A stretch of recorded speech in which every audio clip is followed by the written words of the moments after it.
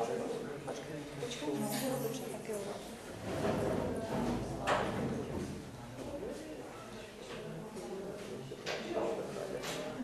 dobré odpoledne.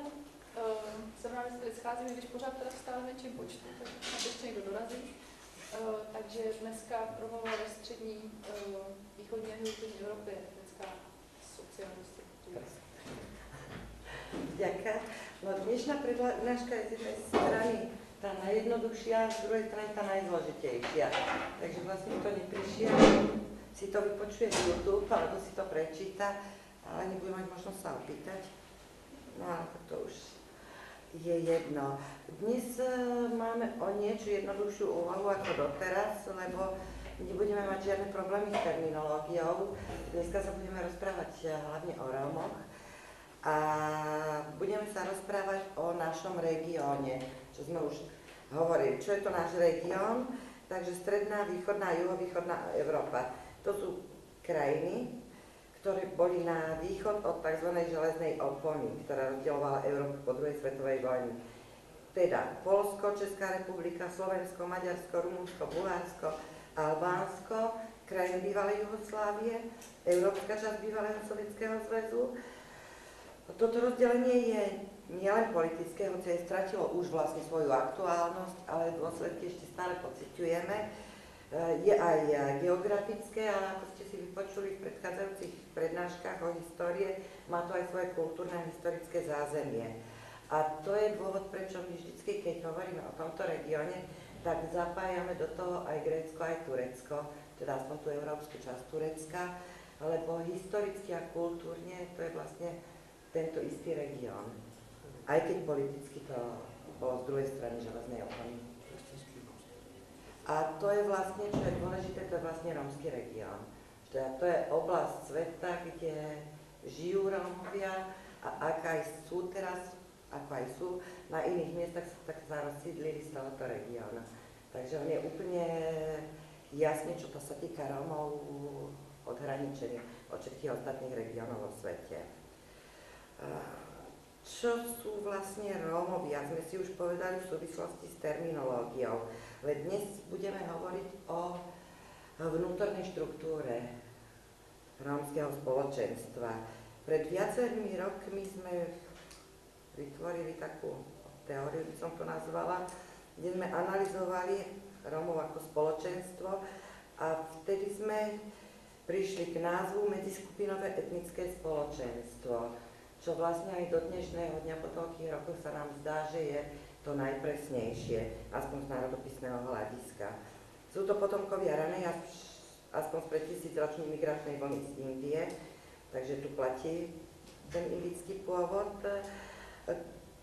Rómovia sa delia na niekoľko samostatných a často opozičných skupín, podskupín, metaskupinových celkov a každý z týchto celkov má svoju vlastnú identitu, vlastné etnické a kultúrne črty, často ich záujmy a samozrejme aj problémy sú úplne rozdielnej povahy a preto sa nedajú zovšeobecňovať. Skupinová identita je nutnou podmienkou toho, aby daná skupina existovala. Teda rómska skupina nemôže existovať bez skupinového povedomia a tým sa líši napríklad od rómskej dialektickej skupiny, lebo jeden a ten istý dialekt môže mať niekoľko úplne odlišných rómskych skupín. Prečo voláme vlastne Rómov medziskupinové etnické spoločenstvo?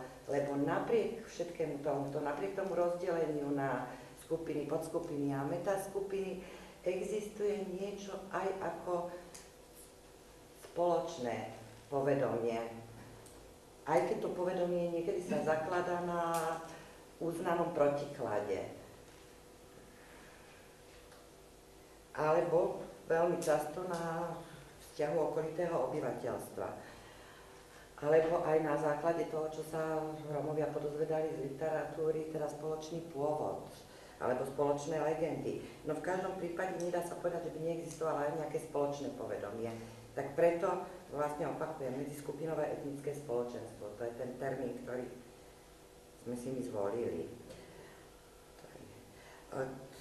Základná taxonomická jednotka je rómska skupina, s ktorou vlastne narábame my a väčšina odborníkov. V starších prácach nájdete aj také pojmy ako kmeň, národ, kasta a tak ďalej. Existuje veľmi mnoho všelijakých opisov jednotlivých skupín, ich už nazývajú akokoľvek, ale veľmi málo je prác, ktoré sa snažia vytvoriť nejakú schému, vysvetliť, čo tá rómska skupina je, z nejakého takého všeobecnejšieho záberu. A taktiež nad týmto sme začali pracovať už dosť dávne, no zo začiatku to bolo na materiáloch z našich študentských čias z Bulharska, potom na výskume počas disertácie na Slovensku a potom sme to akože doplnili pozorovania aj skúmaním v iných oblastiach v strednej, východnej a juhovýchodnej Európe a vyzerá to tak, že okrem jemných upresnení vlastne na tom modeli, ktoré sme vypracovali ešte pred mnohými rokmi, je to už aspoň 20 rokov, sa veľa nezmenilo. Takže ak budete hľadať literatúru, tak aj ten môj starý článok v Slovenskom národopise, vtedy nazvaný o cigánskej skupiny, aj tie novšie práce, ktoré už sú v Roman History, tak tie sú absolútne relevantné. No a tak na základe materiálu, čo sme zahromaždili za všetky tieto roky, sme vypracovali ideálny model rómskej skupiny. Čo znamená ideálny model? Máte to teraz aj na tabuli. A prečo je vôbec potrebný ideálny model? Samozrejme, ideálny model, nech sa jedná o čokoľvek, vlastne v prírode neexistuje. Ideálny model je na to, aby sme si vytvorili tú čistú substanciu, od ktorej sa môžeme odrážať, keď robíme ďalšie analýzy. A teraz si môžete prečítať, a vám ich aj poviem, základné črty toho ideálneho modelu. Tak máte to v ideálnom modeli, každá skupina, aby bola jasne obmedzená a typická rómska skupina, ideálna, musí mať skupinové povedomie, teda každý člen skupiny musí vedieť, že je členom skupiny a musí sa cítiť byť členom skupiny. Druhé pravidlo je, že členom skupiny je iba ten, ktorý sa v nej narodil. Teda nemôžeš sa stať takým a takým a musíš byť narodený v skupine. Ďalšie pravidlo je prísne zachovanie skupinovej endogamie. Ďalšie pravidlo používanie spoločného jazyka, teda rómsky jazyk alebo vlastne dialekt skupiny, alebo nejaký iný jazyk, ktorý je jazykom skupiny. Lebo vieme, že sú rómske skupiny, ktoré stratili svoj jazyk a ako skupinový jazyk majú maďarčinu, rumunštinu, slovenčinu, bulharštinu, srbštinu a tak ďalej, a tak ďalej. Ďalšia črta je spoločný tradičný spôsob života, ktorý sa možno teraz už zmenil, ale v rómskych skupinách existuje povedomie, že taký spoločný spôsob života mali. Teda, či boli kočovníci alebo usadlí. Spoločný spôsob obživy tradičný, teda skupinové zamestnanie alebo tradičné zamestnanie, teda či je kovačie, muzikant, či je citár a tak ďalej. Ďalšia črta je to, že skupina má svoju vlastnú potestárnu štruktúru alebo nejakú formu samosprávy, teda svoje vlastné zákony, svoje vlastné pravidlá. Ďalšia črta je spoločné hodnoty a spôsoby správania sa, shodné názory a morálne princípy. Ďalšia črta je silné a veľké rodiny, ktoré sa pokladajú za najväčšiu hodnotu. Ďalšie obmedzenie priateľských kontaktov v rámkach skupiny. Ďalšie vzájomná solidarita a povinnosť pomáhať si. Ďalšia, zachovanie skupinovej autentičnosti a izolácie. Teda to je pravidlo, nenáme si do záležitosti iných skupín, rómskych skupín. Ďalšie, zachovávanie skupinových zákazov. V literatúre sa to často volá tabu, ale to je dosť veľmi nesprávny výraz. Teda pravidlá, ako nazývajú sa v rôznych skupinách rôzne Mahrime, Magerdo, Muchros.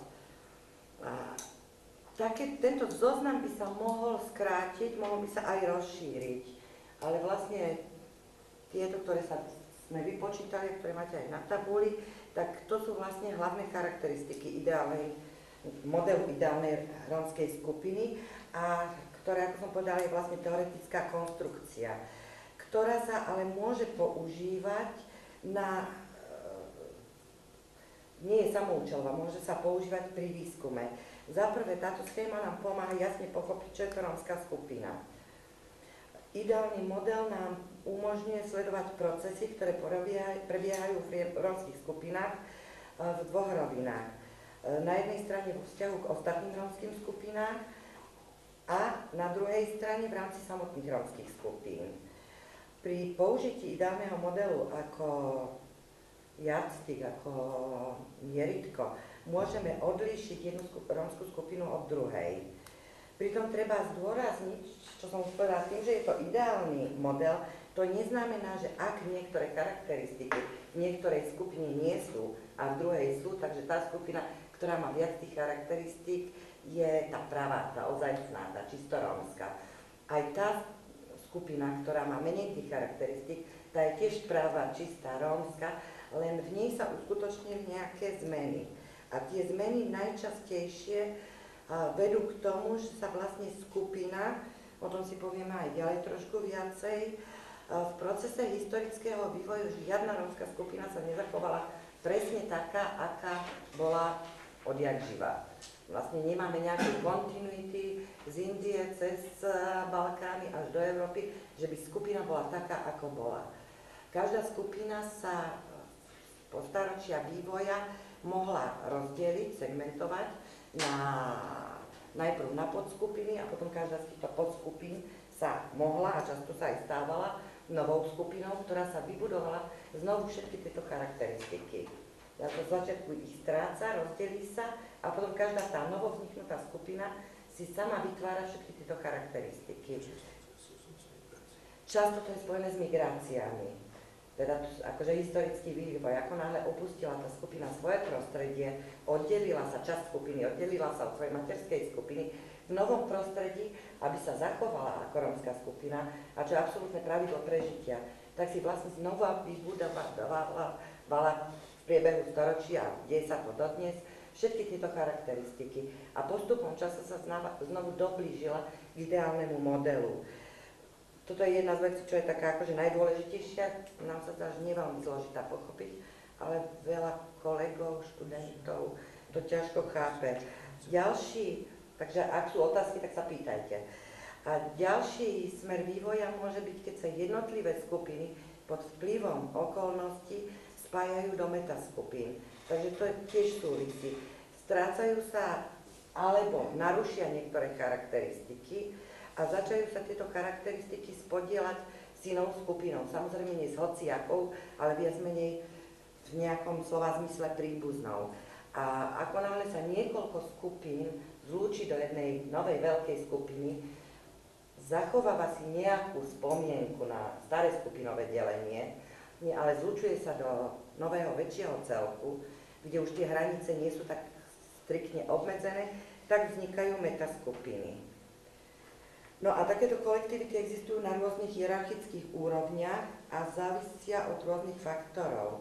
A máme prípady, aj keď jedna pospolitosť môže mať zachované podskupinové vedomie, skupinové a aj metaskupinové. No a pritom nesmieme zabúdať aj na to, že aj vplyv štátu a dlhého pobytu na jednom mieste, teda že aj nejaké občianske povedomie k tomu prichádza a pri zmene štátu vlastne máme ešte niekoľko úrovní v povedomí. Bola tu nejaká otázka? No, si potrebujem na konkrétnym príklade. Konkrétne príklady hneď budú. Tie prídu postupne.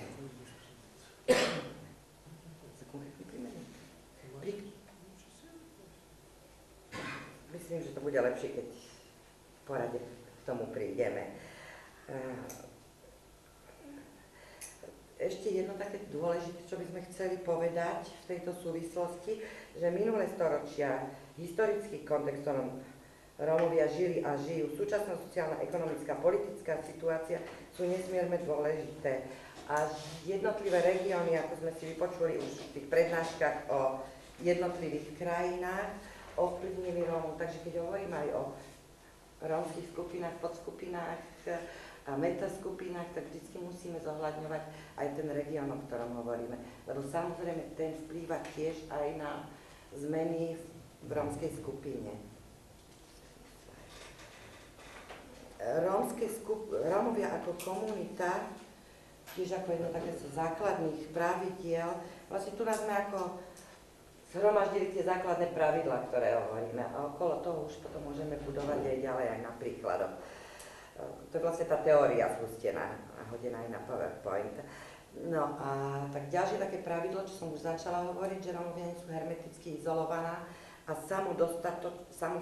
sebestačná sociálna a kultúrna systéma. Všade vo svete Rómovia vždy existujú v dvoch rozmeroch a v dvoch súradnicových rovinách. Jednak ako samostatná spolitosť, v nemčine je na to dobrý termín Gemeinschaft, a zároveň ako súčasť širšej spoločnosti. Teda tiež v nemčine to sa dobre definuje ako Gesellschaft. A to ako etnická zložka spoločnosti, ktorá je neoddeliteľnou súčasťou príslušného národného štátu.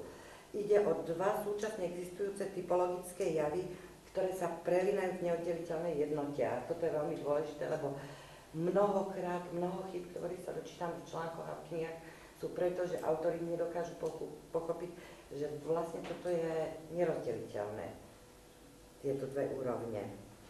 No a teraz prechádzame k rómskym skupinám na Balkáne, kde budú vlastne už tie príklady a budeme nadväzovať na to, čo sme si povedali o histórii a na tú teóriu, čo sme teraz takto nakrátko povedali, na konkrétnych príkladoch. Ako sme si už povedali, Rómovia boli po staročia usadení na Balkáne.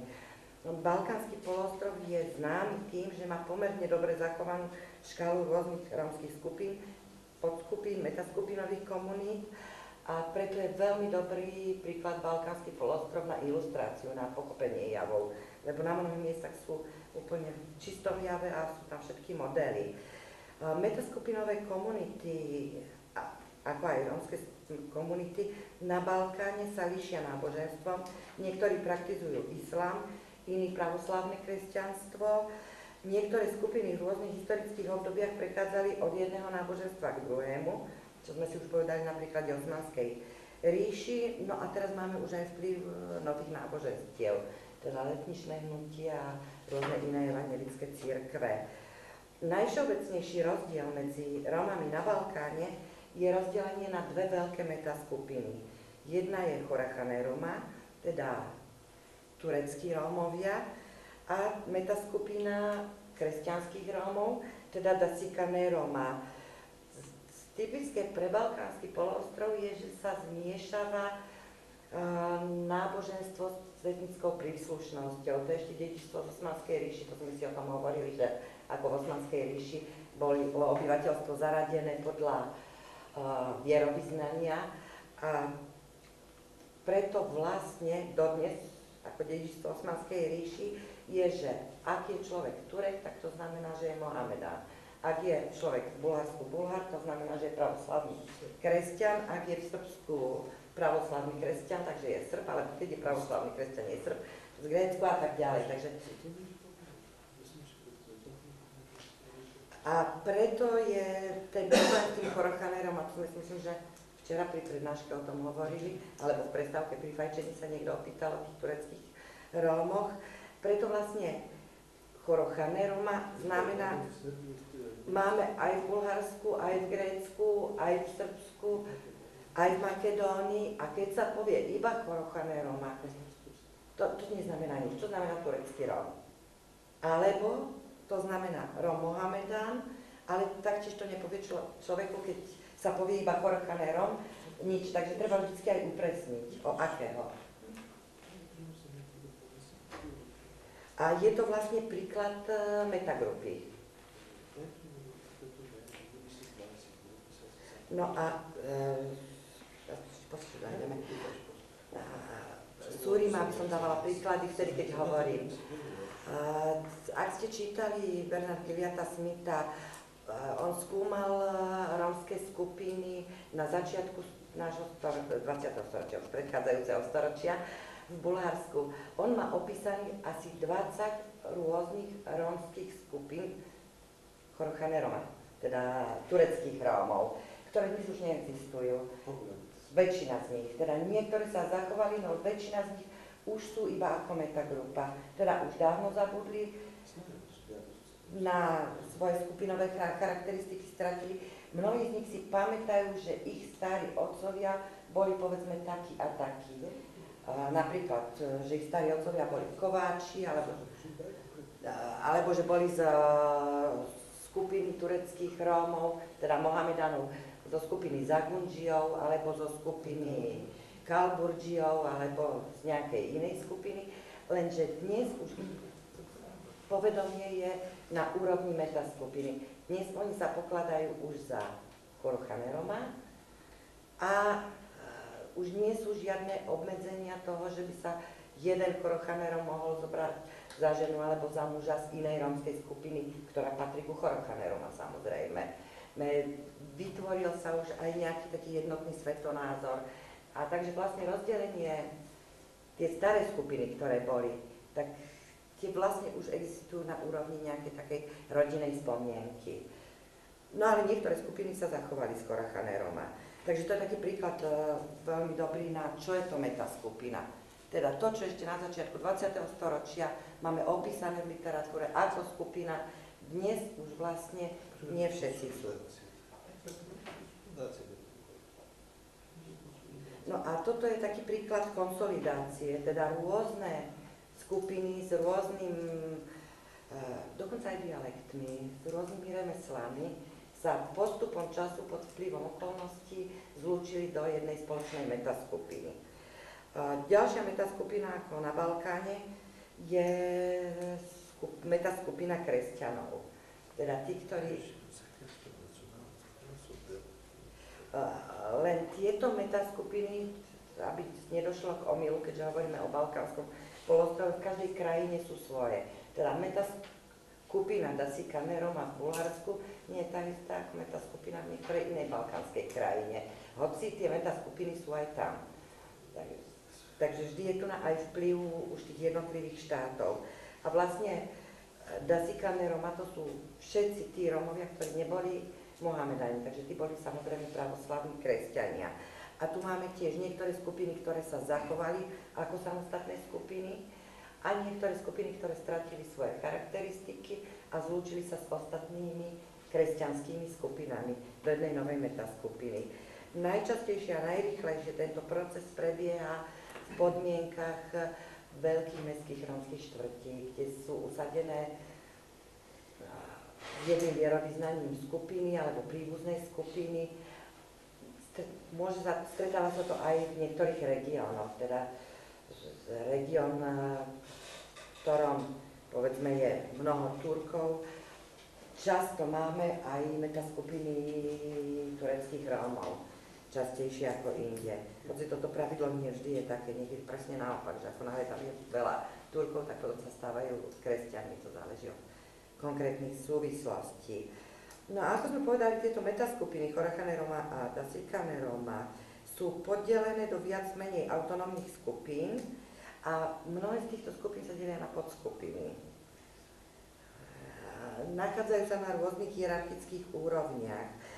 Stáva sa, že je zachovaná skupina, ale už je pocit aj metaskupiny. Potom sú skupiny, ktoré sa pokladajú za lepšie a ktoré sa pokladajú za horšie, takže vždycky sú také. A tá horšia skupina sa vždycky snaží priblížiť sa k tej lepšej skupine, ako náhle má narušené charakteristiky. No a tak teraz konkrétne príklady. Rómske komunity, ktoré hovoria dialektmi balkánskej dialektnej skupiny, sú najstaršími usadlíkmi na Balkáne. Teda to sú tí, ktorí už v predosmanskom čase alebo v čase Osmanskej ríši sa usadili na Balkánoch a potom už ďalej nekočovali a ak kočovali, tak kočovali iba v rámci toho svojho územia, tej krajiny, v ktorej sú. A takí sú napríklad Arlí, Kováči alebo Arabadži, Bugurdži a tak ďalej v krajinách bývalej Juhoslávii. Takí sú v Bulharsku Erlí, Burgudži, Futadži, Fičiri, Drindari, Kalajči, Košničari, Demirči a tak ďalej. Takí sú Arlianečkára, Sepečži, V Albánsku sepedži vlastne sú migranti z Grécka, z Turecka, pardon, ktorí migrovali z Turecka, dostali sa do Albánska, to je v súvislosti s povojnovými zmluvami 20. storočia. V Grécku sú to Arlia Sevliara, v Turecku Erlide Sepedži, Kalajči, Bohčadži. Typické pre tieto skupiny je, že hovoria vlastne jednou a to istou dialektnou skupinou, ktorá sa delí na dve poddialektné skupiny a môže sa deliť aj na viac. Tu sú lingvisti,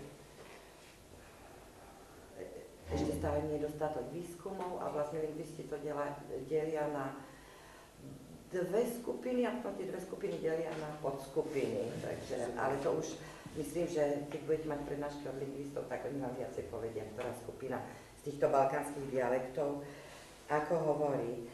Okrem toho na Balkáne... Ktorá je najhoršia? No tá balkánska skupina, že sú tam rôzne Pestrá je. vlastne skaz.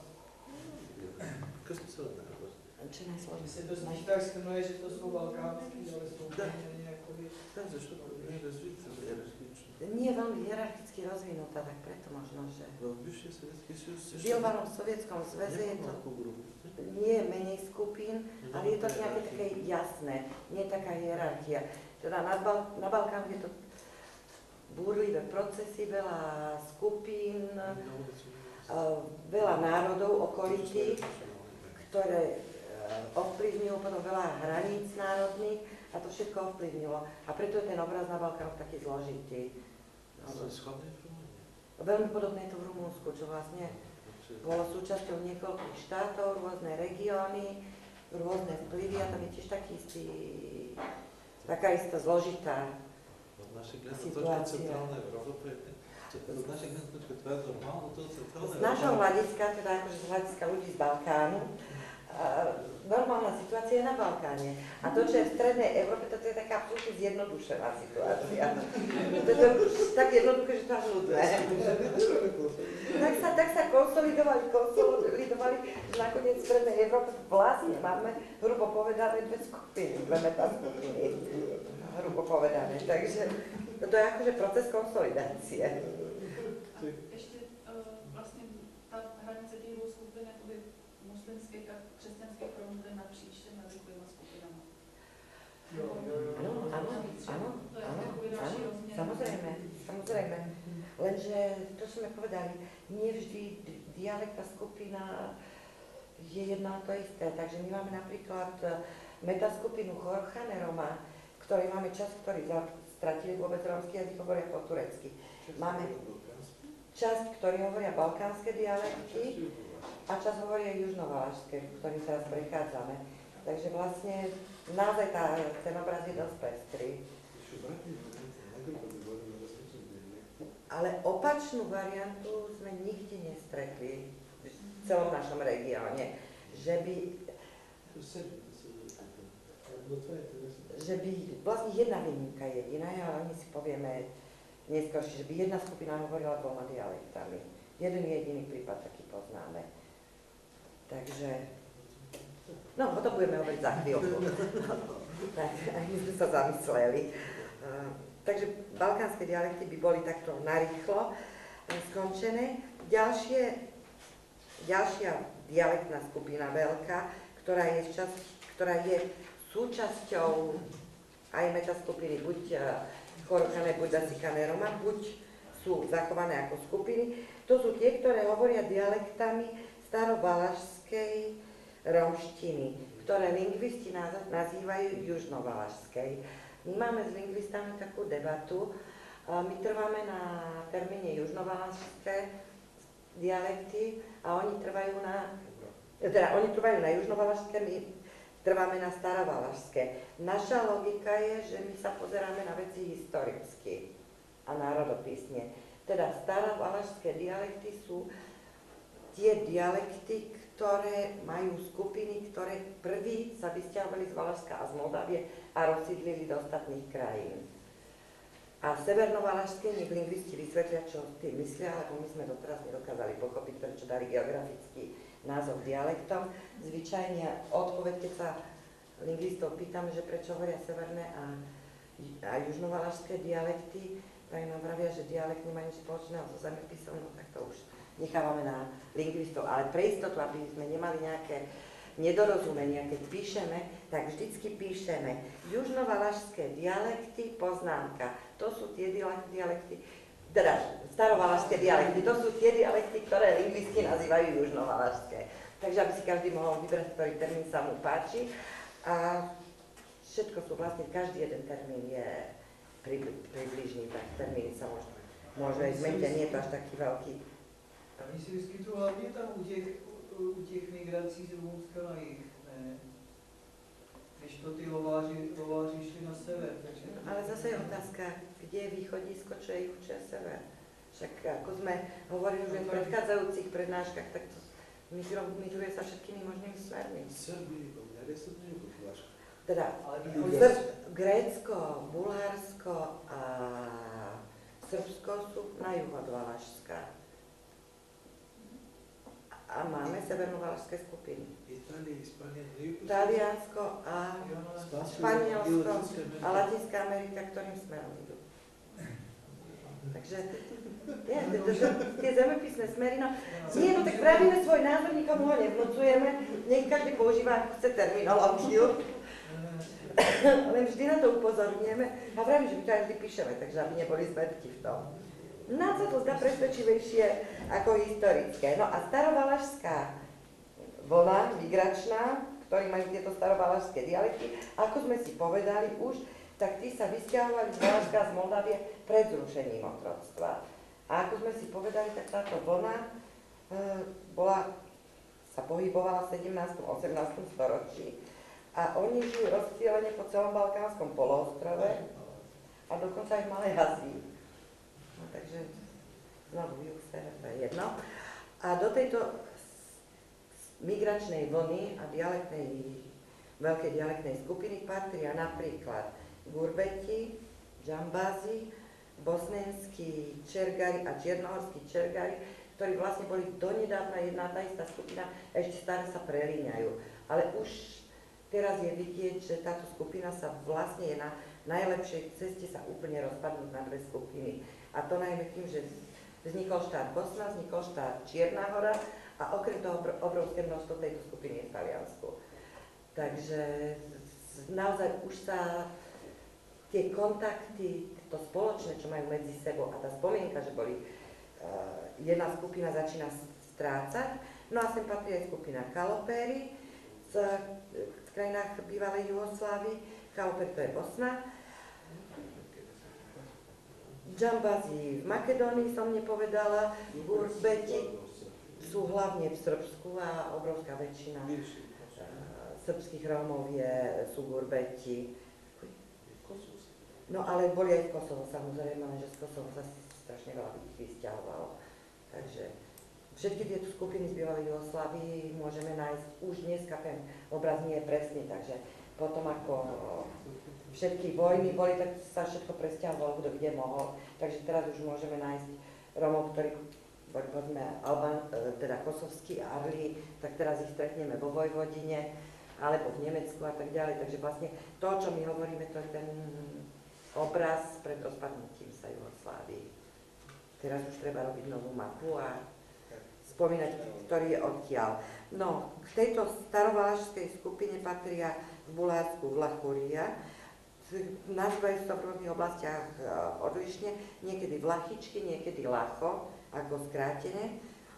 Trácky Kalajdži, ktorí sú známi ako Trácky Kalajdži, ale majú aj dva samonázvy. Jeden z nich je tiež Vlachoria a druhý je Salaci. A strašne sa hnevajú, že prečo sa aj títo ostatní volajú Vlachoria, že my sme Vlachoria, prečo oni sa to nazývajú. Tak to je ten problém s rovnakými názvami.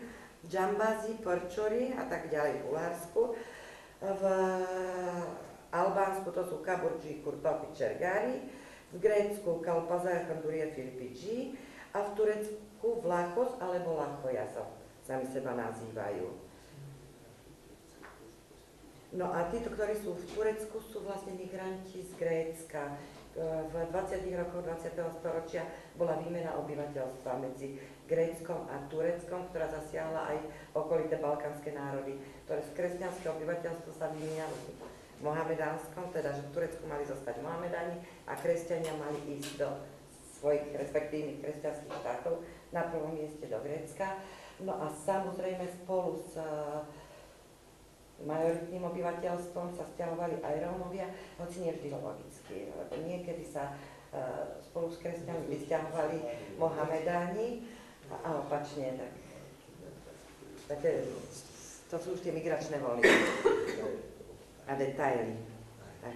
A relatívne, no zase nebudeme mať dosť času. Začíname hovoriť a chcem povedať niečo viac a viac a v tom času tečie. Relatívne menší počet Rómov patrí do metaskupiny, ktorá prenikla na územie Balkánu, čo sme si už povedali, v druhej polovici 19. storočia, začiatok 20. storočia, z územia Valašska a z prilehlých oblastí Rakúska-Uhorska, teda to je, čo sme sa rozprávali po skončení otroctva a po otvorení hraníc Rakúska-Uhorska. To sú skupiny, ktoré hovoria dialektami, ktoré my nazývame novovalašské a lingvisti severnovalašskej skupiny dialektov rómštiny. Tu tiež tá logika, že je to neskoršie. Táto metaskupina je známa v Bulharsku. To je tiež krásny príklad konsolidácie. To boli, aspoň v Bulharsku je to absolútne jasné, to boli jednotlivé skupiny, ktoré do nedávna boli izolované, jasne odhraničené, prišli do Bulharska v rôznom časovom období z rôznych krajín sveta, niektorí zo Srbska, druhí z Rumunska a niektorí dokonca z Rakúsko-Uhorska.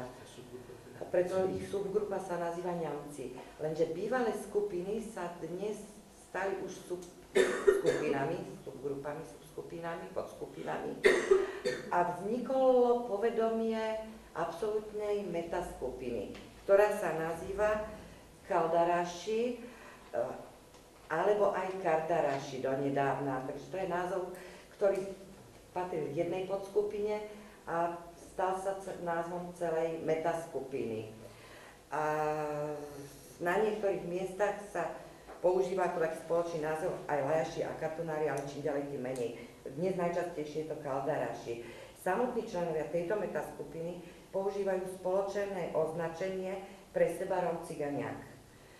Má to ako význam cigánsky Rómovia, teda tí najlepší, tí najpravší, tí najnaozajstnejší, najtradičnejší a tým sa to zdôrazňuje. A v tejto skupine vlastne slovo cigán sa používa v zmysle tradícia, v zmysle to správne. Napríklad vravia, my poznáme našu ciganiu, alebo tento človek je z ciganie. To znamená, že vie, ako sa slušne správať, pozná rómske zvykoslovy a tak ďalej. A odtiaľ to ide názov Róm Ciganiak. Takže, no to je akože vnútroskupinový, to nie je vnútri metaskupiny. To nie je názov, ktorý by poznali druhé rómske skupiny alebo okolité obyvateľstvo. No a tento istý princíp je, keď sme už v tomto, tak to poviem aj tu, že Róm Ciganiak, ktorí sú historicky príbuzní tejto skupiny, sú aj na Ukrajine a v Rumunsku. Teda, že to je taký kontinuum regióna, kde sú skupiny, ktoré hovoria novovalašským dialektom a teda nie všetci. Ešte doteraz nevieme presne, kadiaľ prechádza hranica, lebo možno, že vychádza aj trošku ďalej od toho, čo my vieme. No, ale určite je to akože časť Ukrajiny a časť Rumunska a celé Bulharska, kde tieto skupiny používajú ako svoj názov termín Róm Ciganiak a majú pojem Cigani.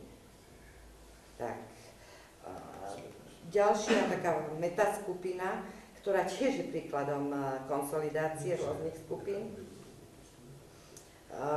aspoň v Bulharsku, to sú Rudári. Rudári alebo Ludári, oni obývajú celý balkánsky poloostrov, nazývajú sa aj Kopanári, Koritári, Vlasi, Karavlasi, čo znamená čierni Vlasi, Valaši, Baňaši, Bejaši.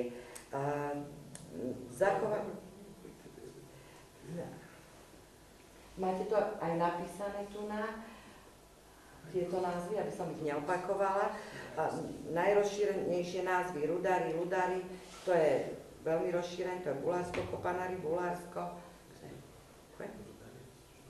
Rudári sú aj vo východnom Srbsku, Karavlasi v Bosne, Baňaši, Vojvodina, Bejaši, Chorvátsko. Tak to máme upresniť aj, ktorý názov, kde sa používa najčastejšie. Rudári si zachovali do určitej miery aj delenie na podskupiny na základe profesionálnych charakteristík. Napríklad v Bulharsku máme Lingurárov, Ursárov a Mečkárov. Alebo Mečkárov, teda Ursár je po rumunsky medvediar, Mečkár je po bulharsky medvediar. A naozaj v minulosti Lingurári vyrábali lyžice, Ursári alebo Mečkári chodili s opičkami alebo s medveďami. Materinský jazyk mali dialekt rumunského jazyka. Napriek tomu, že pamiatka je absolútne jasná na rozdelenie zamestnaní. Dokonca doteraz sú ešte ľudia, ktorí tieto zamestnania vykonávali. No, už sa pokladajú za metaskupinu. Teda, ak bude zmiešané manželstvo, tak sa budeme frflať, že povedzme Lingurár, že zobral si medvediara, ale už sa to nepokladá za nesprávne. Dobre, už sa ponáhľame. Mnoho z týchto rudárov na Balkáne sa nepokladajú za Rómov a ani za cigánov sa nepokladajú a za zvláštne etnické spoločenstvo. Teda vedia, že sú súčasťou, ale mnohým sa to nepáči a snažia sa byť niečím iným. A najčastejšie sa nazývajú Valaši, teda v zmysle Rumúni, teda Valašsko-Valachia, Valaši. A niektorí z nich si začínajú vytvárať aj nejaké nové identity na základe legend. A čo je zaujímavé, v Chorvátsku, to je taká výnimočná situácia, tam si budujú rómske povedomie. Dokonca tam sú vlastne tí najpravejší Rómy práve z tejto rumunsko-jazyčnej skupiny. Dokonca oni vlastne majú aj rómske organizácie, vydávajú noviny, časopisy a tak ďalej. No a tu, keď už sme začali hovoriť o rumunsko-jazyčných skupinách, a povedala som, že časť z nich si začína budovať svoje povedomie etnicky. Nechcú byť ani Rómami, ani Cigánmi. A takých máme aj medzi ostatnými skupinami a takých máme aj medzi Chorochaneroma. Časť Chorochaneroma, ktorá hovorí iba po turecky, alebo je dvojjazyčná, teda používa obidva jazyky, aj po turecky, aj po rómsky, často predstierajú pred neznámymi, že sú Turkami a niektorí si začínajú aj sami veriť. A potom sa už nazývajú v Bulharsku Miliet, v Grécku Turko-Gifti a niektorí z nich si začínajú už vytvárať aj svoje národné dejiny na základe toho, že sa snažia dokázať odlišný pôvod od rómskeho. Napríklad, že sú potomkami prvých Arabov, ktorí prišli na Balkánsky poloostrov, že vykovali šablu Mohamedovi a tak ďalej a tak ďalej. V iných prípadoch preferovanou komunitou, do ktorej sa chcú ako Rómovia Mohamedáni zapojiť, sú Albánci, napríklad v Kosove a v západnom Makedónsku. A podobným javom sú, aj keď trošku s inakším prejavom, sú procesy, keď prijímajú za svoju identitu okolitého obyvateľstva. Takí sú Džorevci v Bulharsku a Georgovci v Srbsku. To sú vlastne tí, ktorí sa snažia byť, stratili svoj jazyk rómsky, hovoria iba po bulharsky alebo iba po srbsky. Vie sa, že sú odlišní, ale už si budujú nejakú svoju identitu a začínajú si budovať aj svoje dejiny. A pravdepodobne títo Džorovci a Georgovci sú veľmi starí migranti na Balkánsky poloostrov. A podľa oblasti, kde žijú, to sú vlastne jeden a ten istý región z obidvoch strán hraníc srbskej a bulharskej. A samozrejme, identita už je inakšia, lebo sú v rôznych štátoch. A už aj legendy, ktoré majú spojené s pôvodom, sú odlišné. Zo srbskej strany hranici to spájajú skôr so srbskými dejinami a z bulharskej to spájajú s bulharskými. A prečo o tomto hovoríme? Hovoríme o tom, lebo je to dôležité, stretáva sa to v celom svete a má to svoje etapy vývoja. Teda mnoho rómskych skupín vo svete, ktoré stratili svoj jazyk, si vyberajú, ku ktorému etnickému spoločenstvu chcú prináležať, do ktorého sa chcú asimilovať. Lenže veľmi často okolité spoločenstvo ich nechce jednoducho prijať za súčasť svojho národa. Povedzme, Turci nechcú, aby tureckí Rómovia, ktorí hovoria po Turecku, boli Turkami. A v takom prípade vlastne prichádza východisko začínať si vytvárať nejakú svoju vlastnú identitu. A v konečnej platnosti sa prichádza do toho, že keď už je dosť vzdelaných ľudí v takýchto skupinách a už nie sú iba legendy a začína sa písať, povedali sme si, že dejiny si každý národ píše sám, začínajú si písať dejiny, začínajú si písať svoje opis kultúry a naozaj, a ak sú vhodné historické podmienky, môže byť aj nový národ. A taký príklad máme tiež na Balkánoch a to je príklad z prípadov Egypťanov, Egyptov z Kosova, Makedónii, Srbska a Albánii, ktorí sa pokladajú za balkánskych Egypťanov, trvajú na tom, že nie sú ani cigánmi, ani Rómami, že sú niečo úplne inakšie a trvajú na tom, aby boli prijatí a uznaní za balkánsku egyptskú minoritu. Teda, ale nie Egypťania ako Arabi, ale Egypťania ako ešte Kopti, teda predarabskí Egypťania, teda faraónovi Egypťania. Čo je zaujímavé, čo sa týka týchto balkánskych Egypťanov, tak naozaj prvá inteligencia, ktorá mala, prvé, čo napísali, bola knižka o dejinách balkánskych Egypťanov, teda píske pre náš región, a druhá knižka bola o národopise, teda zvyky, obyčaje a tak ďalej, čo ako malo stmeliť národ. Či by to tento národ bolo naozaj stmelilo, či by to bolo stačilo, nevieme, lenže po natovskej agresii v Kosove, keď prišli medzinárodné síly do Kosova a začali sa riešiť všetky zložité medzietnické vzťahy, tak oficiálne medzinárodné síly, teda medzinárodné štáty, priznali Egypťanov za minoritu, teda dali im právo na vlastné sebavedomie, dejiny a tak ďalej. Takže vlastne to je jeden národ, ktorý sa už de facto vytvoril. A ako zvláštny národ majú na Kosove právo na predstaviteľov v miestnej vláde, no a tak ďalej a tak ďalej. Teda tí, ktorí tam zostali, lebo väčšina je ich aj tak už preč. No a ďalšia taká skupina, ktorá ide presne týmto smerom, sú Aškali, len tí nemali toľko inteligencie a nezačali tak zavčasu.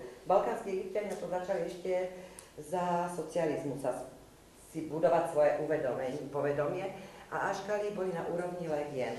Lenže teraz príklad balkánskych Egypťanov, aj oni sa snažia z tých legend si vybudovať dejiny. Lenže Kosovo je už nezávislý štát a Kosovo sa až natoľko nezaujíma mať až natoľko veľa národností. No ale aby boli politicky korektní, tak uznali aj medzinárodné síly, aj Aškaliov, lenže v Kosove sa ich stále snažia spájať. Takže Egypťania a Aškalia vyšli dokopy. No a samozrejme, keďže kedy to boli Rómovia, tak sú aj Rómovia. Takže oficiálny termín teraz v Kosovu je RAE, Roma, Egyptians and Aškali. Aškali a Egyptiani. A každý národ, každá táto menšina má právo na svojich predstaviteľov, na založiť si etnickú stranu a tak ďalej. No a toto vplyvá aj na susedné štáty, napríklad v Čiernej Hore, kde o Egypťanoch donedávna ani nepočuli, tak tam už tiež máme Egypťanov, tam sú tiež už organizácie RAE a tak ďalej.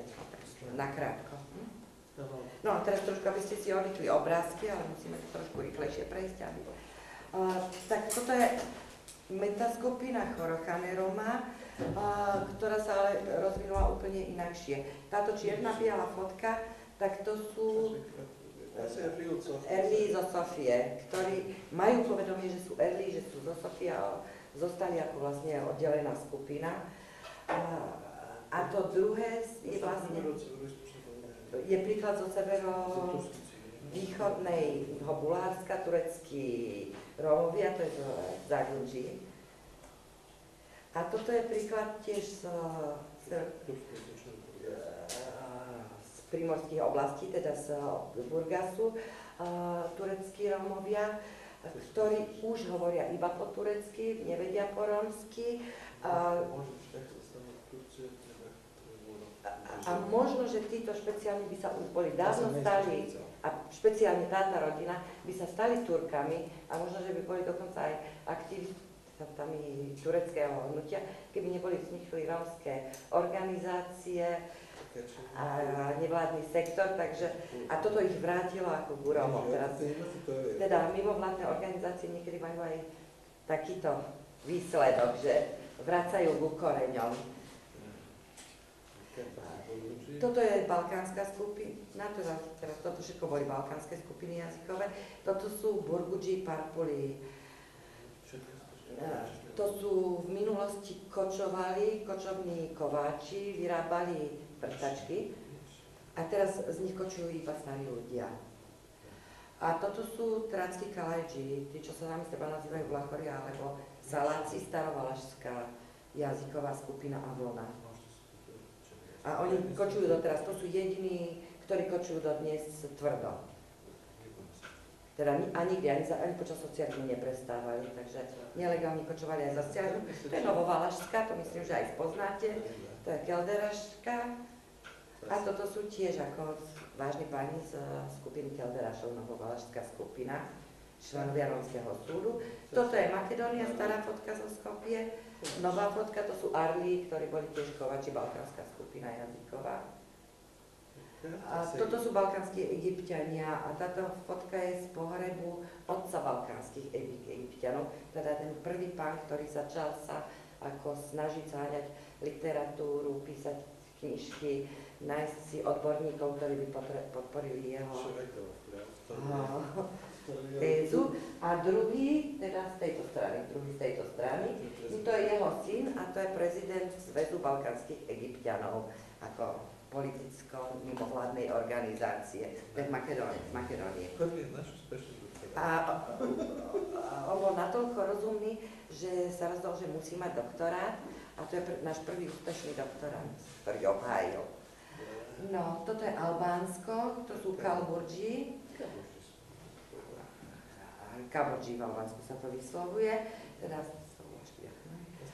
to boli starovalašský jazyk majú, bývali kočovníci, teraz usadli na tejto fotke, vidíte, oni ešte dodnes jedia ježov, ale už ich nenaháňajú po lesoch, asi ich chovajú doma, že aby mali. A toto sú mečkári tiež z Albánska, to sú vlastne jediní naozajstní albánski Rómovia. Všetci ostatní sú migranti zo susedných krajín. Teda v minulých storočiach samozrejme, ale sú migranti a toto sú akože od Pantivek ešte do Osmanskej ríši. Usadli rolníci a čo je zaujímavé, volajú sa názov ich skupiny je mečkári. Nevedia, čo je to mečka. Mečka po južnoslovanských dialektoch znamená medveď. Nevedia, čo je to mečka, lebo po albánsky mečka nie je mečka, ani po rómsky nie je mečka. A oni to slovo vôbec nevedia a žiadnu historickú pamiatku nemajú o tom, že by sa niekedy zaoberali vodením medveďov. Ani pramene to nedokladajú. Teda aj v pramene sú zapísaní ako rolníci usadli. Tak odkiaľ a prečo tento názov? Otvorená otázka. Toto sú tí známi bosnenskí čergári, ktorí teraz už sú v Taliansku. A toto sú čiernohorskí čergári, teda tá istá skupina, ktorá sa vlastne rozdelila na dve pod vplyvom zmien. Toto je dnešné Montenegro, Čierna hora. To je Turecko Edirne. To je rómska štvrť. O Turecku ešte som chcela toto dodať a vôbec o Balkánu, že kde sú veľké štvrte, veľmi často vzniklo ešte jedna úroveň identity, teda, ktorá reflektuje na ich štvrť, v ktorej bývajú. Volá sa to, dokonca to nazývajú odborne Machala identity po anglicky. Teda povedzme, z Edirne je 8 rómskych štvrtí. Takže okrem všetkého iného pre nich je dôležité aj z ktorej štvrti sú. Takže veľmi často to zdôrazňujú. No a teraz ideme na rýchlo Rumunsko. A v Rumunsku tá mozaika rómskych skupín je tiež mimoriadne pestrá a ona je predurčená rozdelením Rómov do rôznych kategórií, o čom sme sa podrobne rozprávali v čase otroctva v podunajských kniežatstvách. Postupom času predkovia kategórie vatraši, si pamätáte, domáci otroci, stratili svoje skupinové odlišnosti a stali sa veľkou metaskupinou, medzi ktorou nie sú žiadne hranice a zachované sú iba čiastočne, ale veľmi čiastočne nejaké regionálne alebo remeselné špecifika, ale to skôr tak na úrovni, že my sme vždy bývali v tomto regióne, alebo moji prarodičia predávali kvety, povedzme, nejaké akože zamestnanie, ale nič viacej. Teda sú na úrovni metaskupiny vatraši, ostatní Rómovia ich nazývajú kjerutné Roma, teda bývajúci v domoch a neviem prečo aj kaštale Roma ich volajú, že drevení Rómovia. A keď sa akože pýtame, že prečo, tak povieme, že pretože stratili svoj jazyk. Tak ako rudári stratili svoj jazyk, lingurári, teda čo pracujú s drevom, takisto aj vatraši si stratili svoj jazyk a tak preto tak je to trošku urážlivé, keď im povedia, že sú kaštale Roma. A okrem toho v rumunskom jazyku ich nazývajú Cigani de Matase a to sa už nepokladá za urážlivý názov, takže to už aj sami môžu povedať. Cigani de Matase znamená hodvábni Rómovia. Hodváb po česky tiež hodváb? No, tak. Cigani de Matase, teda hodvábni cigáni, tak sa nazývajú. A to sa už pokladá za pekný názov. No, kam na tieto názvy chodia, nevieme, no ale to je... Pekne sa obliekajú, možno hodváb. No, iné skupiny, ktoré sú v dnešnom Rumunsku, sú potomkami kategórií, čo sme hovorili, tých bývalých kočovníkov, ktorí patrili najviac princom a mali slobodu kočovať a platiť iba ročnú daň. Dnes sa nazývajú zovšeobecne, tiež sú ako metaskupina, hoci sú zachované aj oddelné skupiny a nazývajú sa v Rumunsku zastrešujúco leáši, alebo pletoši, alebo kortorári. Teda všetky tieto tri termíny sa používajú, ale majú každú trošku inakšiu nuansu. Kortorári sa pokladá za také najneutrálnejšie, že to sú možno že tí najcivilizovanejší kočovníci, taká nuansa v tom je. A pletoši, že sú tí najdivší, čo najviac kočujú. A to slovo pletoši je, lebo že si ako zapletajú vrchôčky a často mušle do vrchôčkov, alebo peniažky, teda ženy. A čo sa stalo v Rumunsku, je to, že sa v poslednom čase všetci títo nazývajú karderáši, keď sa ich niekto kelderári. Takže ako v Bulharsku karderáši, u nich je ako taký zastrešujúci názov pre všetkých kelderári. A veľmi často, akože keď sa človek s nimi zoznámi, povedia, my sme kelderári, a tak potom treba sa pýtať ďalej, a akí presne kelderári, a naozaj kelderári. A až potom sa akože môže človek dozvedieť. No preto, lebo kelderári sú najznámejší a je to najprestížnejšie. A analóg je Maďarsko, kde každý rómskojazyčný Róm je lovár. Takže takisto aj v Rumunsku každý rómskojazyčný Róm je kelderár. Takže to sa pokladá akože za pravidlo. A či v Maďarsku ten lovár naozaj je lovár, to je už iná otázka. Či v Rumunsku ten kelderár je naozaj kelderár, to je tiež iná otázka. No dobre zachované skupiny v Rumunsku sú teda praví kelderári, zlatári, čurári, gábori, kazanči, aržentári, korbeni, kremendári, džambaši a tak ďalej. Hovoria všetky tieto skupiny na novovalašskom dialekte romštiny a do tejto skupiny, teda ktorí sú ako zastrešujúco leáši, pletoši alebo kortorári, sem patria aj ursári, aj spojtoári, ktorí ale jazykovo patria do balkánskej dialektnej skupiny romštiny.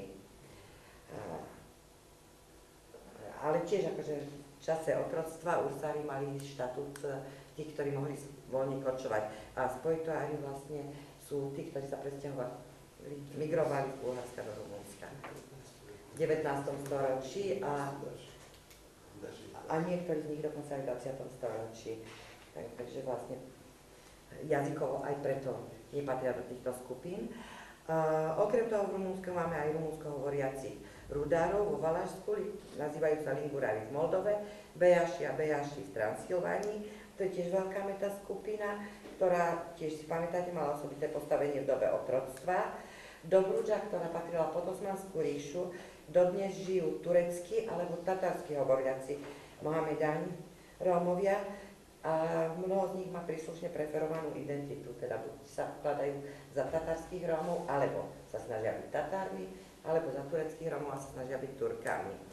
Transylvánia je domovom veľkého počtu rómskojazyčných Rumungrov, teda Rumungrika, ktorí sú tiež vnútorne diferencovaní podľa jednotlivých oblastí a väčšina z nich hovorí tie centrálne dialekty, čo poznáte.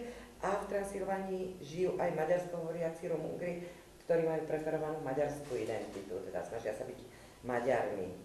Rómske trošku fotiek.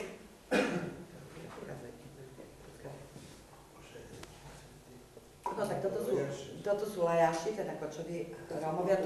To vidieť podľa obrázku, teda to sú tí, ktorí používajú názov kortorári pre seba, čo znamená kočovníci, toto sú kelderári. Kort je stan, preto kočovníci, kortorári. A toto sú tiež kelderári zo Sintešti, zvláštna podskupina, toto sú gábory. To je veľmi známa skupina a ľahko sa rozpoznávajú podľa krojov veľké ščiapky. Migrujú často do Maďarska, teraz sme sa dozvedeli, že aj do Srbska.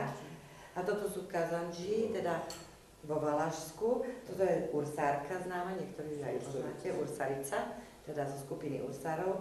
A toto je tatárska Rómka z Dobrudže. Toto je Transylvánia, Rumungri, tiež Transylvánia, Rumungri. Toto je bývalí Rumungri, teraz Transylváni, ktorí dnes sú už nemeckí Rómovia, Sasitka Róm. Teda o nich sme už hovorili počas utopii, myslím.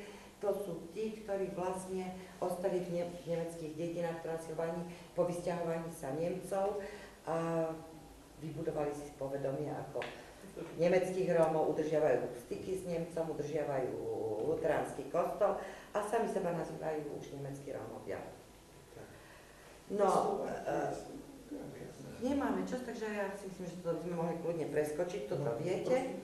Iba nakrátko povedať, že stredná Európa, teda Slovensko, Čechy opakujú model Slovenska, Maďarsko, tu máme Rumungri a Olašskí Rómovia. Olašskí Rómovia to sú novovalašskí dialekty zastrešujúco, delia sa tiež na podskupiny, ktoré pomaličky strácajú význam. No a v Maďarsku sú to Rumungri, Vlašíkarov, teda Olašskí Rómovia, ktorí sa tiež delia na Lovárov, Kelderárov, Čurárov, Drizárov, Kosotárov, Mašárov a tak ďalej. No a rumunskojazyční Bejaši. Bojaši sa tam toto slovo vysvetľuje. No a Poľsko, nakrátko. Poľsko je tiež zaujímavá krajina, hoci je tam relatívne málo Rómov. To je možno, že najmenší počet Rómov zo všetkých krajín, o ktorých sme hovorili v Poľsku. No napriek tomu Poľsko je zaujímavé, lebo to bola Poľsko ako krajina patrila tiež pod rôzne ríše. V regióne, ktoré boli volakedy súčasťou Ruskej ríše, žije tzv. Poľská Roma, bývalí kočovníci, ktorí dnes už bývajú rozptýlení po celom Poľsku. Do komunity Poľská Roma, do metakomunity Poľská Roma, dnes už patria skupiny tzv. Chaladitka alebo Ruská Roma, ktorí obývali tradične oblasti susediace s bývalým Sovietským zväzom, teda bieloruské hranice najmä, a ich príbuzní Sasitka Róma, teda nemeckí, ktorí vôbec nemajú nič spoločné s tými rumunskými Sasitka Róma, a sú to vlastne tiež príbuzní Poľská Roma, kočovníci, no ktorí kočovali v blízkosti hraníc s bývalým Pruskom. Bola, keď to boli samostatné skupiny, ktoré teraz sú už spojené do jednej metaskupiny a majú takú spomienku na pôvod. No a Bergitka Roma, to sú pozdĺž polsko-slovenskej hranice. To bolo územie bývalého Rakúska-Uhorska, teda Maďarské kráľovstvo, a vlastne ich príbuzné skupiny žijú aj na druhej stranice hranice. Dokonca aj priezviska ich sa opakujú často. No a okrem toho v Poľsku žije aj neveľmi početné skupiny kelderárov a lovárov, teda Novovalašských, ktorí sa presťahovali tam počas veľkej kelderárskej invázie. Tu sme sa rozhodli, aby sme trošku aspoň ten čas racionálnejšie využili, tak tu vám obrázky nebudeme ukazovať. Všetci ste videli dostatok slovenských, českých Rómov, pravdepodobne aj maďarských, takže to nemá zmysel. A teraz povieme niečo o rómskych skupinách v krajinách bývalého Sovietskeho zväzu, kde je to tiež veľmi zložité, hoci to na prvý pohľad vyzerá jednoduchšie. Tak najväčšia metaskupina v Rusku sú tzv. Chaladitka alebo ruská Roma. Sú to bývalí kočovníci, ktorí hovoria dialektom tzv. Severskej rómštiny. Takými tu sú aj polská Roma, ktorí sa tiež volajú Chaladitka Roma v Litve, tu nás sa názvy menia, a litovská Roma v Litve a Bielorusku a Lotvika, teda lotyšskí Rómovia, ktorí žijú v Lotyšsku, Litve a Estónsku. A sem patria aj Rómovia Sibiriaky, ktorí vlastne všetko toto je jedna veľká metaskupina, kde procesy tekú presne opačným smerom. Tu nás sa oddelujú oddelné skupiny, teda Sibiriaky, ktorí sú ruská alebo Chaladitka Roma, pretože dlhé časy žili v Sibíri a veľa z nich, keď tam žije, si vybudovali svoje vlastné črty skupiny. Teraz už nežijú dávno iba v Sibíri, môžeme ich nájsť aj v Južnom Rusku, aj v Amerike, aj na Ukrajine, ale už sú ako zvláštna skupina. Hoci ešte tak sa pamätá tá spojitosť s ostatnými podskupinami. To isté ako Lotvika Roma, ktorí žijú v Lotyšku, v Litve a Estónsku, už začínajú mať povedomie zvláštnej skupiny. Teda zmiešané manželstvá ešte stále sú možné, ale sú čím ďalej tým zriedkavejšie a už niekto z nejakého divšie začínajú vyzerať trošku inakšie. Takže mení sa to. Druhá podľa početnosti je rómska metaskupina tzv. Ukrajinských Rómov s etnonymom Servi. A toto je presne tá skupina, kde s tým dialektom je to mimoriadne zložité. Časť Servov stratilo rómsky jazyk, hovorí iba po ukrajinsky. Časť z nich prevzala dialekt skupiny Ruská Roma, teda hovoria úplne iným dialektom, a časť hovorí servickým dialektom, o ktorom vám nič nemôžeme povedať, lebo lingvisti majú odlišné názory na to. Podľa názoru jedného lingvista majú, ich dialekt je centrálny dialekt a podľa druhého valašský. Takže no, budeme čakať na ďalšie výskumy, aby nám upresnili presne, aký dialekt majú Servovia, teda tí, ktorí hovoria servickým dialektom. No a na Ukrajine je aj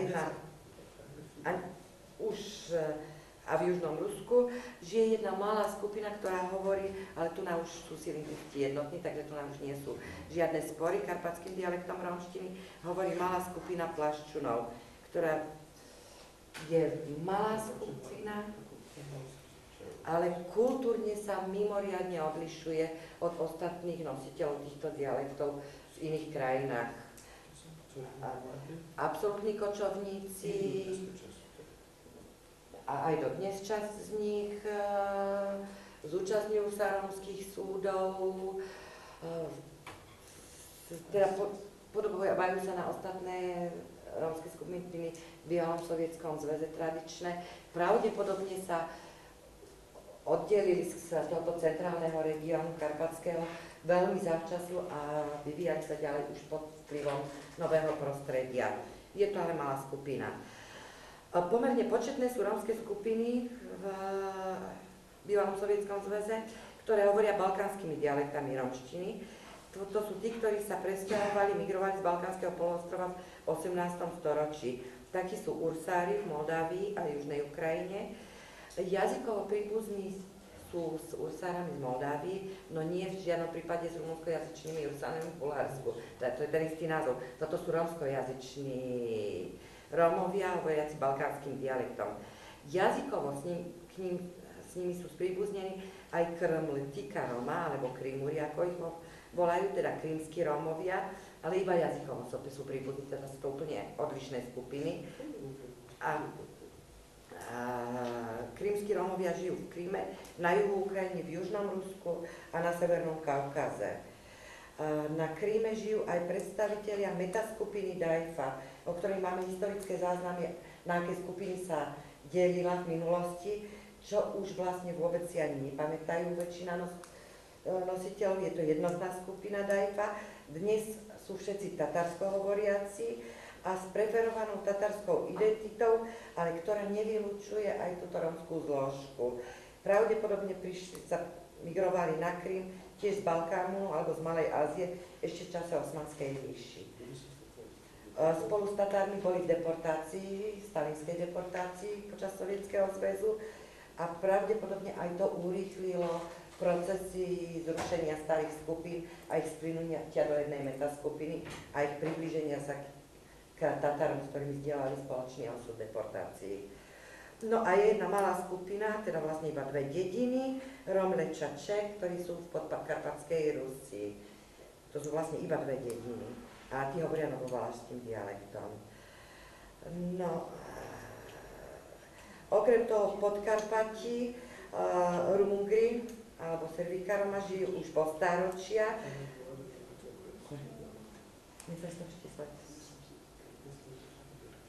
Tu? Podkarpatia.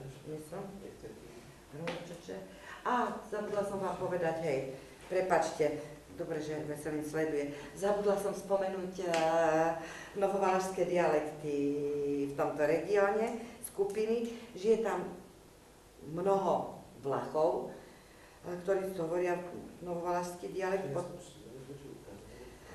Okrem toho je skupina tzv. Kišiňovci, ktorí žijú na Ukrajine a v Rusku. V Moldávii žijú Čokenára, Katunára a Brizďaja. Tí žívajú čiastočne v Ukrajine. A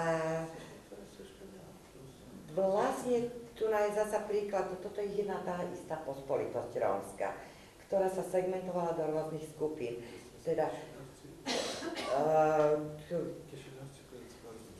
Kišiňovci sa volajú iba tí, ktorí migrovali do Ukrajiny alebo do Ruska. A vytvorili si svoje povedomie. Brizďaji sú tí z tejto skupiny, ktorí prví sa usadili. Čokenári sú tí, ktorí bývajú v dnešnej republike Moldavy a sú ako takí veľmi bohatí. A Katunária, to je vlastne taký spoločný starý názov, ktorý ešte zachovali tí, ktorí nepatria ani medzi Brizďajov, ani medzi Čekonárov. A tí, ktorí žijú v Besarábii, teda nie v Moldávii.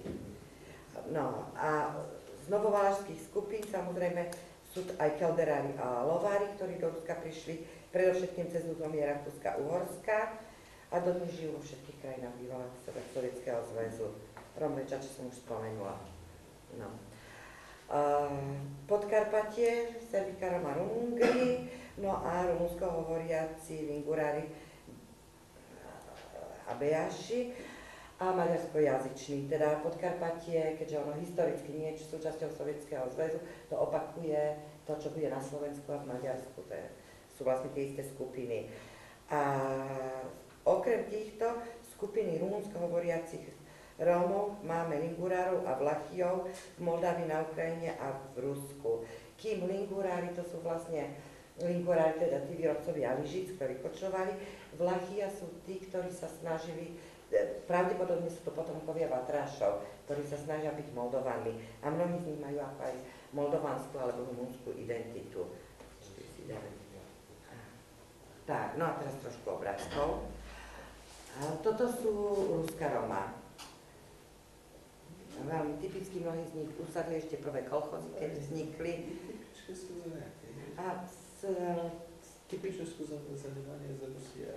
A zaoberajú sa na tej fotke typickým niečím, čo sa zaoberajú všetci Rusi, pijú vodku, teda na tej fotke. No a toto je tiež bývalá skupina Ruská Roma, ktorí sú dneska už Sibiriaky. Teda, a je z Volgogradu, teda nie zo Sibírie, ale je to už ako zvláštna skupina. Toto sú vlastne dve skupiny. Tá pani s tým dieťaťom, to je Sibiriačka, teda zo skupiny Sibiriaky, to je na Ukrajine. A ten pán, to je z tých Serbov, ktorí hovoria po serbicky. Ten dialekt, ktorý ešte potrebuje preskúmať. A nie sú manželia úplne náhodní známi. Spoločne tu na ich spojilo náboženstvo. On bol vtedy pastorom baptistickým a ona tiež, to sme spomenuli, že sme boli na takom tábore, ktorý si urobili Rómovia na Ukrajine baptistickom. Toto je skupina Serbov, podskupina Kahancov, teda tí, čo skoro úplne stratili svoj jazyk rómsky. Toto je zaujímavý prípad v Bukovine. Toto je tiež rómska skupina, ktorá stratila svoj jazyk. Pravdepodobne boli centrálne karpatský nejaký druh Rumungrov. Lenže to je pri Černovciach, tam sú dve dediny, zaoberali sa hudbou a v celom tomto regióne Rómovia, ktorí sa zaoberali hudbou, obsluhovali určité etnické spoločenstvo. Videli sme tých Nemcov v Rumunsku, to je podobný prípad, ktorí boli tých nemeckých Rómov, ktorí obsluhovali hudobne nemecké obyvateľstvo a títo patrili k ukrajinskému obyvateľstvu ako hudobníci, hrali v ukrajinských dedinách. Sú ukrajinojazyční, vedia, že sú Rómovia, skoro úplne stratili svoj jazyk. A toto sú tí Plaščuny, tá ďalšia karpatská skupina, malá skupina kočužníci. Toto je v Južnom Rusku. Blízko Krasnodaru. Toto sú Ursári z Moldávie, Ursárska. Tam sú dve, teda je ich viacero po celej Moldávii, ale sú dve čisto ursárske dediny. Ursareska a Vulkanešti. Oni majú svojho richtára, svoju samosprávu, svojich učiteľov. Všetko sami Ursári. A toto sú Krímuria, krímski Rómovia, ale toto je v Odese. No a toto sú tiež krímske Rómky, ale už v Moskve. Takže oni bývajú na dosť rozšírenom území. Toto je prípad, o ktorom som nespomenula, keď sme ho vypočítavali skupiny, tiež tak trošku zvláštny. To sú Kurbeti v Kríme.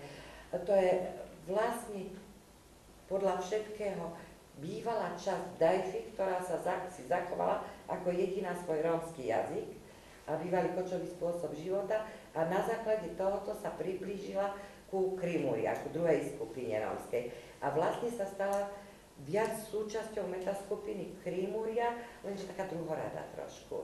Ešte stále sa nepokladajú za rovnoprávnych, ozajstných Krímuria. No nie sú v žiadnom prípade ani súčasťou Dajfy. No a toto sú Dajfa, teda tatarskojazyční, ktorí boli v deportácii, hudobníci. Toto sú Vlachy, táto vodka je v Astrachani, teda novovalášsky dialekt, ktorí sú roztrúsení tiež po celom Rusku a Ukrajine. To je Vlaška, teda z tej istej skupiny. Teda bola, kedy boli kočovní kováči a teraz sú tiež mimoriadne pohybliví, ale už sa zaoberajú aj inými remeslami. Predávajú sušenú rybu, napríklad sušiajú na Kaspickom mori, vozia ju do Moskvy. No. A toto sú Kišiňovci. Toto je v Izmaili, to je Ukrajina na Dunaji, z druhej strany bulharskej hranici, na trhu. Toto sú kelderárky v Rusku. A to sú tiež kelderárky, lenže prvé boli v Moskve a toto je Ekaterinburg, ak sa nemýlim. Viac na severe Ruska. Tak vidieť už nejaké tie rozdiely. Čo je zaujímavé u kelderárov, oni sa doteraz nerozpadli na jednotlivé skupiny, ale v posledné 10-20 rokov stále odborníci evidujú zosilovanie rodovej príslušnosti. Takže je veľká možnosť, že možno, že táto bývalá rodová príslušnosť prerastie do oddelených skupín. A rezko sa odhraničujú od ostatných Rómov, čo je také trošku výnimočné v bývalom sovietskom zväze. Teda majú kontakty medzi sebou v prípade niečo strašne dôležitého, môžu mať aj dokonca spoločný súd rómsky, ale už sa snažia aj oddeliť sa vzájomne. Takže tu nám je práve skupina, ktorá pozorujeme procesy, teda, že treba sledovať, ako to skončí. No a toto je Čukonári z Moldávii, to sú teda tí, ktorí sa oddelili od ostatných moldávskych skupín. Myslím, že na autobiách sme ich spomenuli v Moldávii, ktorí bývajú v Sorokách na tzv. Cigánskom kopčeku a stavajú si obrovské domy. A toto bol jeden mimoriadne dobrý informátor, Valentín alebo Čerešnička. A toto je krásny príklad tiež segmentácie. Toto sú tí Šanchajci, o ktorých sme už hovorili. Teda táto stará pani, čo sa narodila v Charbine v Číne, potom žila v Šanghaji a oni sa vlastne vrátili, to bývali kelderári, ktorí táto historická skúsenosť, že strávili isté obdobie v Číne, po návrate do Sovietskeho zväzu sa odhraničili od ostatných skupín a stali sa vlastne uzavretou skupinou, ktorá má už aj svoj vlastný názov Šanchajci, Ilikita Jakiron. No a toto je známy lovár, v Moskve samozrejme. No a toto sú, čo som spomenula, že v Podkarpati sú dve dediny, kde sú skupiny, ktoré sú Romvečače, ktorí hovoria novopalašským dialektom a sa odlišujú od všetkých ostatných. A toto sú vlastne Ligurári na tiež Podkarpatskej Rusi. No, to je všetko. Tak teraz už iba záver. Posledná také teoretické uzavretie. Máte tu po anglicky napísané, a poviem vám to aj po slovensky. Teda rómske skupiny nie sú statické a nemenné sociálne a kultúrne jednotky. Teda to, čo sme hovorili celý čas, takže to iba ako sumarizujem. Medzi nimi tečú neustále procesy rôznymi smermi, rôznou rýchlosťou a s odlišnou frekvenciou.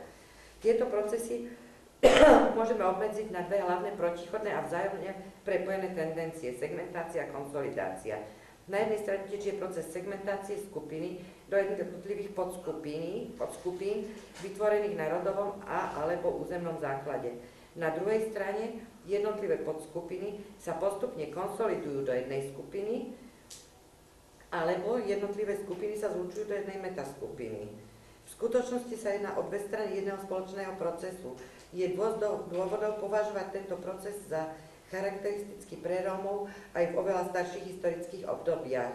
A tento proces vysvetľuje do značnej miery súčasný obraz mozaiky rómskych skupín vo svete a pravdepodobne vysvetlí aj budúci obraz rómskych skupín. Tak toto bolo to najdôležitejšie, čo sme sa vám snažili sprostredkovať a dneska na počudovanie sveta sme to stihli o 5 minút skôr ako zvyčajne. Takže máme aj čas na nejaké upresnenia a otázky.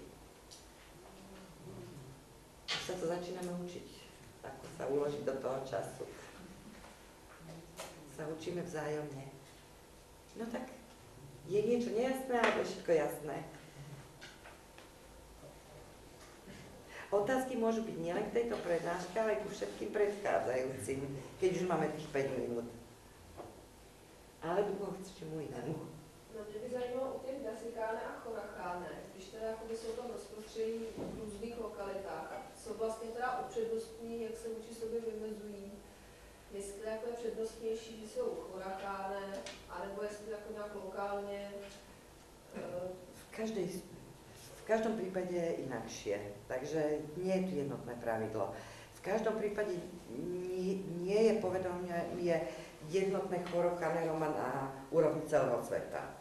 Teda buď to bulharský Chorocháne Roma, alebo grécky, alebo turecký, alebo nejaký inakší. To nezostalo čas povedať o tom, ale však to príde aj v ostatných prednáškach, aj teraz je dobrá možnosť, že sme nehovorili o tom, začali sme vlastne, keď sme povedali, že si treba vždycky uvedomiť, že je tu spoločnosť a časť spoločenstva. Takže na ich povedomie má mimoriadne silný dopad aj to občian, ktorého štátu sú. Takže nehovoria čokoľvek chcú západní antropológovia, že Rómovia nemajú vlast, svoju krajinu, ku ktorej by boli pripútaní, tak naša skúsenosť v našich regiónoch dokazuje, že to jednoducho nie je pravda. V každom prípade vždycky bulharský Róm je bulharský Róm. Tak dôležitejší... Československo je trošku inakší prípad, lebo to bol jeden štát. Teda vlastne tu bolo aj povedomie čechoslovakizmu, a najmä medzi Rómami. Najmä keď slovenskí Rómovia sa presťahovali do Čiech, takže to... A najmä keď sa štát ako nerozdelil, tak vlastne boli československí Rómovia, to bol slovenský Róm, ktorý býval v Čechách. A Juhoslávie to bolo ešte silnejšie. Teda pred rozpadnutím Juhoslávie, tak povedomie na prvom mieste bolo juhoslovanskí Rómovia. A toto povedomie do veľkej miery ešte dneska môžeme stretnúť u migrantov, povedzme v Nemecku, z bývalých Juhoslávii, ktorí sa nedokážu nejako zaradiť do niektorého nového štátu a pre nich absolútne nemá žiaden význam, že či sú makedónsky alebo srbskí. Pre nich je dôležité, že sú juhoslovanskí. A keďže už sú juhoslovanskí, tak už padajú rozdiely. Mohamedán, kresťan, taká skupina, alebo len taká. My sme to zažili mnohokrát vo svete, že absolútne automatická solidarita medzi každým Rómom z bývalej Juhoslávii, ako juhoslovanský Róm. No ale samozrejme, na miestnej úrovni, tak je rozdiel, ktorý je muslim, ktorý je kresťan. Samozrejme, ak je to gurbet, ktorý je muslim, sa cíti byť odlišným od gurbeta, ktorý je teda muslim od kresťana, lebo sú aj také prípady, že gurbeti môžu byť aj Mohamedánmi, môžu byť aj kresťanmi. Teda ak sú Mohamedánmi, tak budú skôr časťou metaskupiny Chorokhané Roma. Zaujímavé je, že keď hovoríme o Balkánskom polostrove, že vznikol, okrem že na úrovni štátu, aj povedomie spolupatričnosti na úrovni Balkánu, čo sa zakladá najmä na predsa len nejaký spoločný historický osud, nejaká spoločná mentalita. Takže vlastne máme už aj nejakú spolupatričnosť nás, balkánskych Rómov, ktorá ale presahuje dokonca aj hranice balkánskych Rómov, lebo to už prechádza, už je to akože solidarita Balkáncov. A preto to, keď sme hovorili o migráciách, tak v New Yorku balkánsky Rómovia a ostatní predstavitelia ostatných balkánskych národov vlastne všetci sa stretávajú v jednej istej krčme. No, a spoločne fungujú. Takže je to mimoriadne zložité, no ale keď v prípadoch, ak je prísne zachovaná, veľmi konzervatívna skupina, teda veľmi blízko k tomu ideálnemu modelu, tak potom je najdôležitejšie pre jej členov na prvom mieste to, že príslušia k tejto skupine. A tu už nezávisí, či sú kresťania alebo Mohamedánia. Teda v prípade ako týchto konzervatívnych skupín. No ale ako náhle táto konzervatívnosť sa rozšíri aj na iné skupiny, takže to povedomie je strašne pestré. A nedá sa zovšeobecniť, že tu je to tak, tu je to tak. To naozaj môže sa líšiť od dediny k dedine, od rómskej štvrti do rómskej štvrti.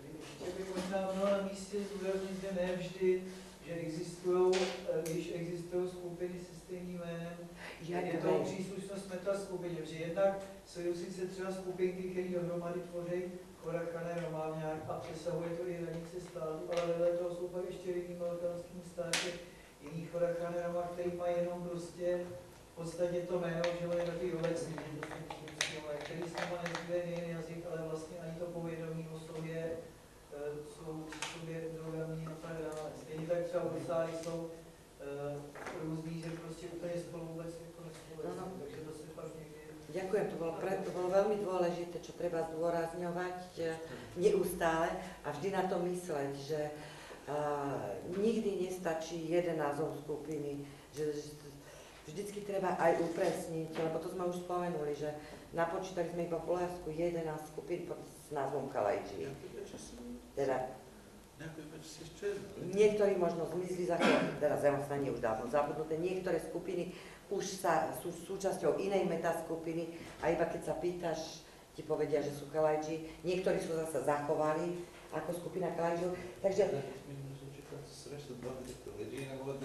my sme mali také prípady komické, čo na Balkáne je dosť často pravidlo, že sa stretli povedzme dvaja Kalajdži. Absolútne rôzne dialekty. Povedzme rómsky seminár. Aktivista z jednej skupiny Kalajdžiov, aktivista z druhej skupiny Kalajdžiov. Jeden zo severného Bulharska, druhý z južného Bulharska. Jeden z bývalej kočovej skupiny, hovoriaca starovalašským dialektom, druhý z skupiny hovoriacej balkánskym dialektom. Pýtaš, usadli postáročia. Ty si kto Kalajdžia? Ty si kto Kalajdžia? A potom idú k nám a sa pýtajú, a že prečo aj tento vraví, že je Kalajdžia? Tak každý podozrieva toho druhého, že akože... kontakty teraz sú už časté, takže teraz už si začínajú na to zvykať. No sú oblasti, ktoré sú trošku viac izolované, sú Rómovia, ktorí až natoľko sa nestýkajú s ostatnými Rómami a potom sú absolútne z toho šoky, že prečo ten istý názov.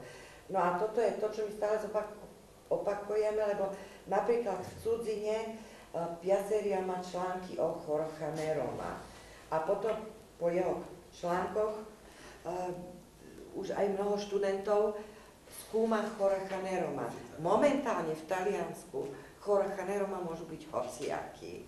A preto aj na poslednej Gypsy Lore Society konferencii to bol tam jeden príspevok o Jorge Roma. No tak potom sa pýtame, že aký Jorge Roma máš? Oni sa ako nazývajú, odkiaľ prišli, sa treba upresniť. Lebo keď mi opíše iba zvykoslovie Jorge Roma, zaprvé sa to v Taliansku mohlo zmeniť, takže to nespoznáme. Za druhé, tie balkánske, o tom budeme hovoriť zajtra, kultúrne záležitosti sú dosť rovnaké. Takže vlastne, ak mi dá iba opis Jorge Roma v Taliansku, ešte nepovie kde, no tak úplne človek môže byť stratený. A po veľkom vyptávaní sme sa dozvedeli, že tá skupina, o ktorej písal Piasera, že to sú vlastne bosniackí čergári. Keby sa ich bol opýtal, čo ste zač, by mu povedali, my sme Mohamedáni, nazývame sa čergári a sme z Bosny alebo z Čiernej hory. Lebo to skupina je aj odtiaľ. No, on vyšiel iba z toho úplne povrchného názvu. A zase někdy se zeptáš tady lovára, on ti řekne, já jsem bougešti a ty to pak popíšeš, jako že to je zvláštní skupina, že jo? Ona není to jeden rok prostě z lovárů. No dobré, ale je to zase... taky není jenom univerzální, jenom zeptat se někoho, z jaké skupiny, nebo někdo ti řekne dokonce svůj rod jenom, že? Presne tak, preto sa treba opýtať na všetko a všetko zaznačiť. Lebo naozaj z toho bude zmetok. A čo sa týka bougešťov, tak to som ja osobne zažila pred 20 rokmi, keď som robila výskumy, že naozaj informátori nie vždy, ich informáciu treba zaznačiť iba tú časť. Časť bougešti kategoricky sa odhrančovala od lovaru, keď som ja robila výskumy. V Nitre tvrdili, my s nimi nemáme nič spoločné, oni sú takí, hen takí. Takže a teoreticky to zasa naznačuje, že vlastne tá rodová skupina by mohla pri vhodnej situácii sa oddeliť. A mohla by sa neoddeliť. A mohla by sa aj konsolidovať s inými skupinami do nejakej inej metaskupiny. Takže tieto procesy sú jednoducho na Slovensku je olážských Rómov veľmi málo. Takže preto tie procesy lováry, je to ešte komplikované, že oni si říkají jenom Roma a ten název lováry souhodnej neříkají, ale někdy zúrazním, že oni sú bougešti. Bougešti v žiadnom prípade nepoužívali, aspoň pred 20 rokmi, názov lovári, ale teraz už určite používajú. Ale to je to isté, Margitka to tiež hovorila. Pravila, že ja som sa dozvedela, že som lovárka, keď som prišla na romistiku, paní Členové. No, tady, ale jako uznáme, jsme Roma, nebo říkají, že jsou vlašský, to vědí, ale přímo jako to označení vnitřní ani mezi těma vlachama to lovára jako nepoužívají. No ale čo je dôležité a čo akože pokračovanie, ním, že tu sú veľmi akože vzácne doplnky, takže na tieto témy sa budete aj ďalej rozprávať, že všetko toto sa mení a všetko to treba sledovať. A nikdy sa netreba spoliehať iba na čiastočnú informáciu. A preto bola aj tá kritika na Piaseriu, lebo nemôžeš napísať celú disertáciu jednej skupiny a nezaznačiť tam. A okrem toho dôležité, že názvy sa menia. Za 30 rokov jedna a tá subskupina v Bulharsku si zmenila 4-krát názov. 3? Tak to spočítame. Grastári, srbskí, Zlatári, Němci. 4. Ne, Němci neboli nič lepší. Takže 4. No. Mení